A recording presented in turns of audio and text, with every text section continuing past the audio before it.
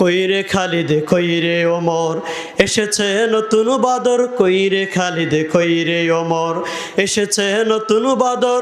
কোথায় সেই দিগ্বিজয়ী, কোথায় সেই দিগ্বিজয়ী নবীন মুজাহিদ।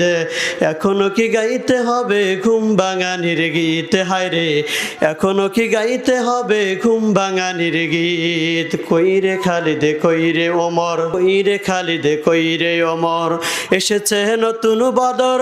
কোথায় সেই দিগ্বিজয়ী, কোথায় সেই দিগ্বিজয়ী নবীন মুজাহিদ।